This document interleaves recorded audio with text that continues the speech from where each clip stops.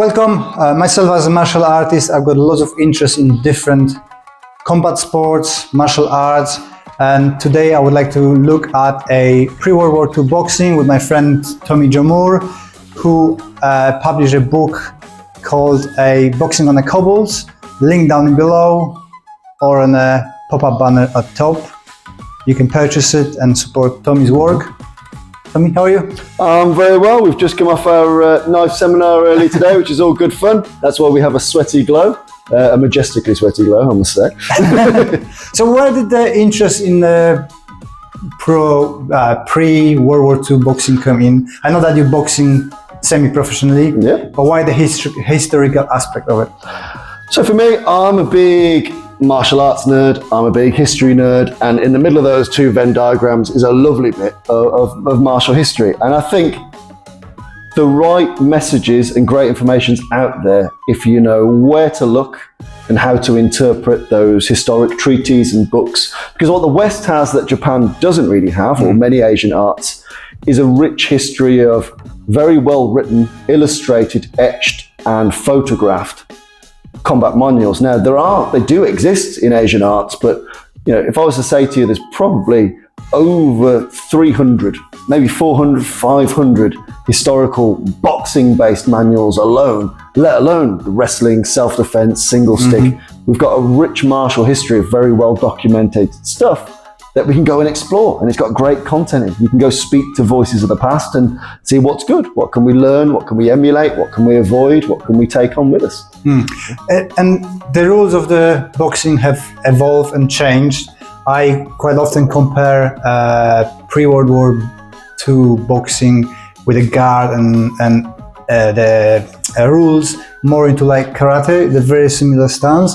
But karate seems to be stuck in a tradition, still using those guards, when boxing went super scientific and when bigger gloves to safety and so on. What would be the differences between those two rule sets? So I mean, boxing, I suppose you've got boxing and pugilism. So pugilism is your early bare-knuckle sport, and they're almost two different arts entirely. Yeah. So if you think of things like so a fellow called Broughton, and Broughton's rules are like the first official rules of boxing.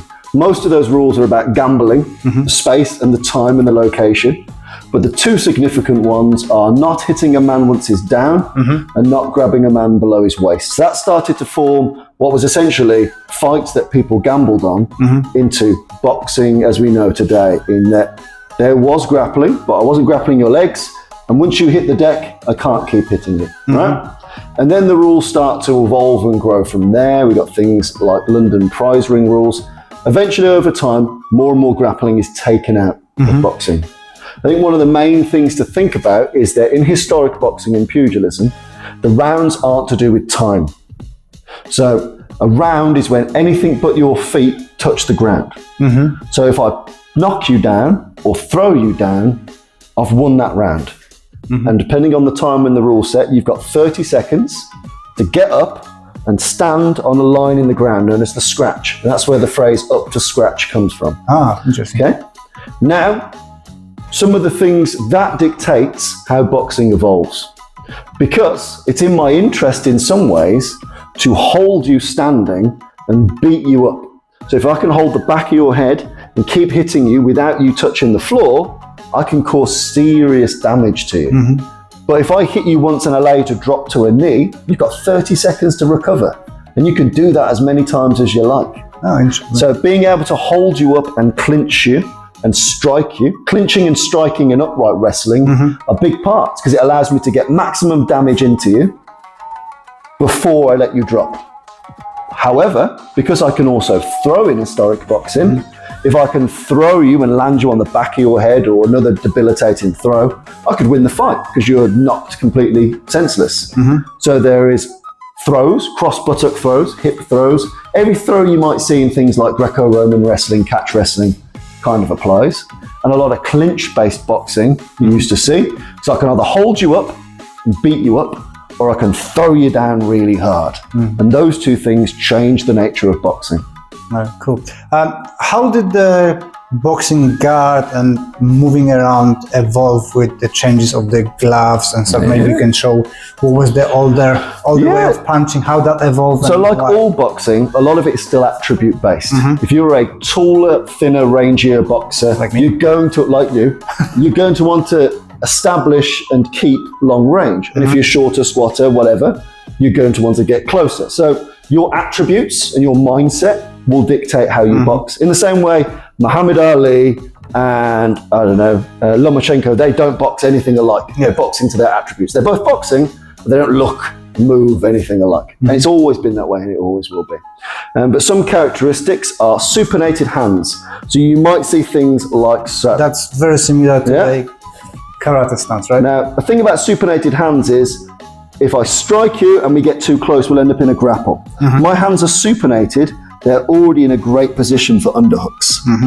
Yeah? If I box in a more modern fashion and we close, we're not really optimized for grappling.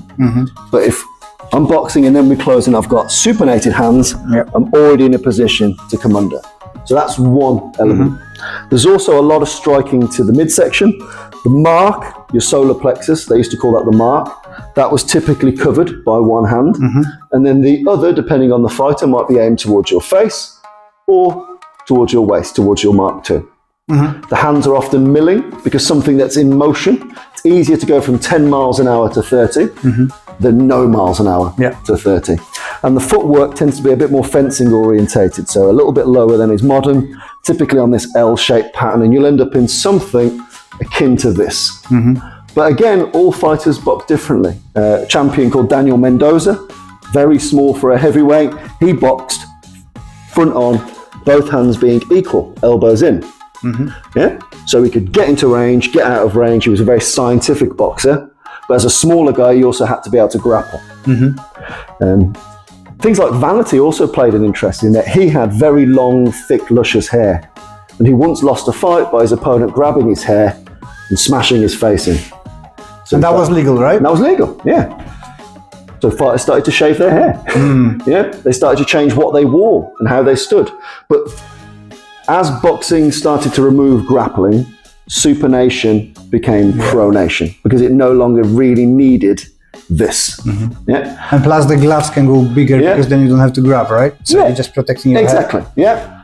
You also got to think, time limits also make a difference. As soon as rounds go from being when I knock you down to 3 minutes have elapsed or 2 minutes have elapsed, that changes everything about the fight game. In that I need to be a lot more striking orientated now, because if I'm going to win on points, I need to really pepper you with that jab or hit you with crosses. Tangled, messy grapples aren't going to win competitions anymore. Crisp, clean, attention-grabbing strikes will. And this is where we see historically, and they say, that fight lasted 130 rounds. That doesn't mean it was 3 day long. It meant that people, like an MMA fight, was on the floor, against the wall, standing. Anytime people were off their feet, that's a round done. Round done. So very quickly, you could rack up 100 rounds in 30 minutes in a scrappy fight. So all of this dictates how boxing changes from kind of this kind of format, supinated hands, lots of strikes to the mark. They still absolutely struck to the face. A lot of people say that they didn't. They did. Striking to the face is still a huge deal. Just how they struck is different. For hundreds of years, the main advice was a vertical fist. So, and bear in mind that unlike martial artists, pugilists, this is their job. If you break your hand, there's no Georgian medical care scheme. You're out of work. So these people historically, vertical fists, hitting with the major central knuckles, this was the recommended advice. Vertical fists, supinated hands, milling motion, they dictate how historic boxing looks and feels. And as grappling gets reduced and it becomes more about winning rounds over time, it becomes a lot more of a tactical striking-based sport. Could you demonstrate a couple of different combination how they evolved from that old pugilist? So I'll show you a good one, very famous one from Daniel Mendoza. It's called the chopper. Right. So imagine a striker is coming to my chin. He will guard it with his elbow up high, and then drop, almost like not quite a backhand because the palm's facing you, but he'll drop that. That's called the chopper. It was one of his signature moves. Whether it's done defensively, cover and respond, or offensively, let's say you've got a guard, the chopper might come and crash. but it's designed to cut you. So then you're bleeding in your face. That's helped me win. I can win more rounds. So the chopper was a very famous one. Chancery is very famous. So a chancery hold is any single collar grip, and they would hit you or fib you. So they would strike like so, and they would manipulate, post and push. But chancery, which is this, was a really big core component. And a lot of the strikes required, if you think like a fencer's lunge, if I go for a longer version of the shot, you would end up in this kind of long extended stance. So there's lots of hit and recover. So like fencing with the fist. So you get used to this kind of drop step, this lunge, hit and respond. That looks to me a lot of like karate. Yeah. You're going positions here, you're going to a oitsuki, uraken. Yeah. Single-handed clinch, all of these things, and then your throws, which we won't do because we mic'd up, are the same as what you see everywhere. And obviously, as the rules started to change from being waist upwards, a lot of that is hip throws or hypes. So I might grab you around the waist and dump you that way. So think like a Greco-Roman throw. You wouldn't be too far wrong. So think of it like, think of early karate meets Greco-Roman wrestling. That's what historical pugilism looks like, until we get beyond the London prize ring rules and it starts to look like what we had today. But there's lots of remnants. Around the world, there was an Americans started to fight a lot more from what's known as a crouch. And in the crouch, this supination doesn't work that well. And they start to turn the wrists. When you're crouched, this feels a lot more natural. And as the Americans started to have success with more hooks and uppercuts, that's where that style just became more popular and popular and popular. And now you can see in the modern boxing, you've got a lot of different guards, like Philly shell and monkey guard. How this is kind of like in wrestling, that it comes from the particular fighters developing their style, and then people start copying.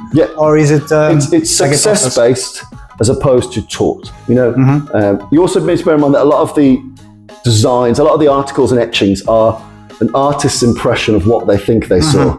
So as well, we can see stuff, but it's also could be third hand. But a lot of the positions we might see today, Philly shell, double guard, and so on, these often come from fighters. The same way like Floyd Mayweather. Floyd Mayweather, amazing Philly shell. So now loads of fighters do the Philly shell. One person does it, has success, and other people emulate it. And I think it's been the same forever. Daniel Mendoza fought like this, and you can guarantee that a whole generation of fighters thought this was amazing until he gets beat by a fighter that moves like this.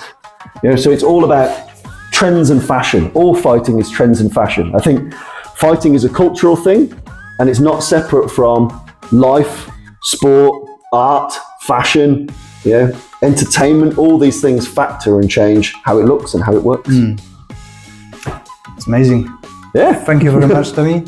Thanks guys for watching. I hope you enjoyed it. I'm going to try to take our channel more towards the kind of short documentaries about different martial arts. We'll see how it goes.